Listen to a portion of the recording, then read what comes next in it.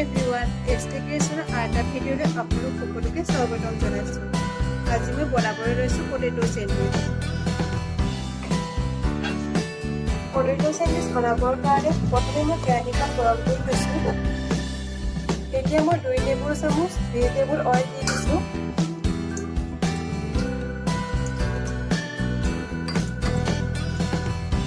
অইলখিনি অলপ গৰম কৰাৰ পাছত কেইটামান গোটা জিৰা দি দিছোঁ।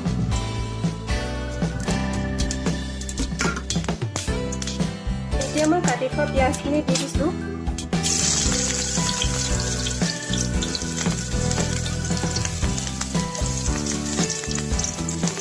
আধা চামুচ হালধি পাউডাৰ দিছোঁ। আধা চামুচ গৰম মছলা, আধা চামুচ ৰঙা জলকীয়া গুড়ি, আধা চামুচ নিমখ দিছোঁ। এতিয়া গোটেইখিনি ভালদৰে মিক্স কৰি ল'ম।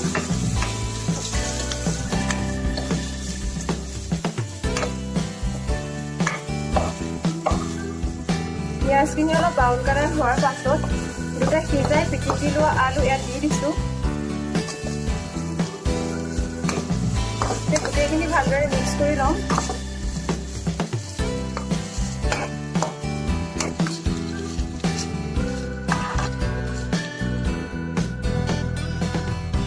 আলুখিনি ভজা হৈ গৈছে। এতিয়া মই এখন পিছত এইখিনি নমাই ল'ম।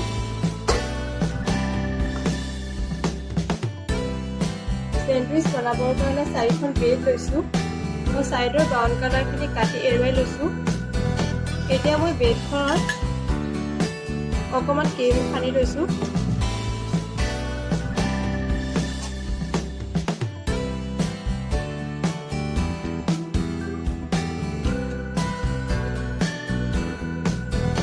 এতিয়া বনাই লোৱা আলুৰ পেষ্টখিনি ইয়াত দি দিম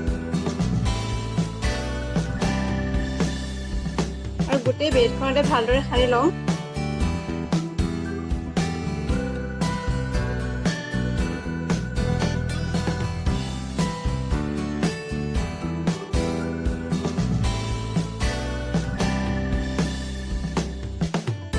এতিয়া মই ইয়াতে কুটি থোৱা পিঁয়াজ, জলকীয়া আৰু ধনিয়া পাতখিনি এনেদৰে দি দিছোঁ।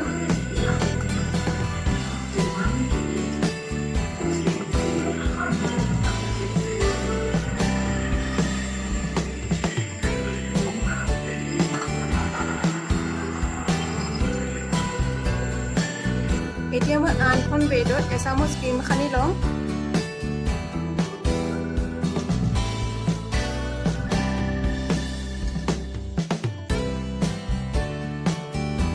এতিয়া তাতে জপাই দিম।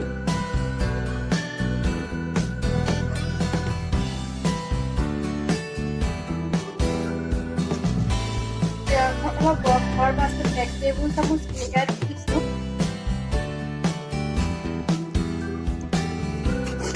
ব্ৰেডখন এটা দি দিছোঁ।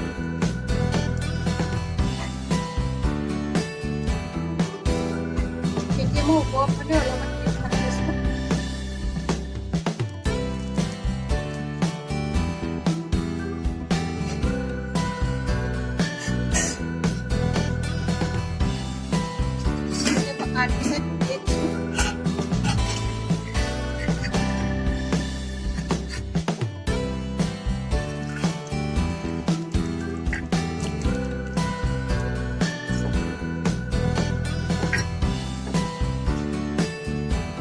মোৰ এখন বনোৱা হৈ গৈছে।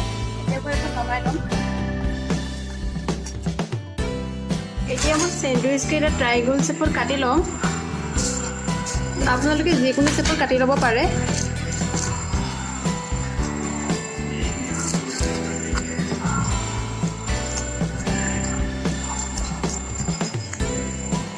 এয়া মোৰ পটেটো চেণ্ডউইচ ৰেডি হৈ গ'ল।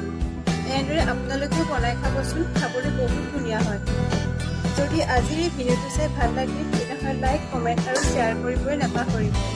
আৰু যদি মোৰ চেনেলটো ছাবস্ক্ৰাইব কৰা নাই তেতিয়াহ'লে ছাবস্ক্ৰাইব কৰি ল'ব।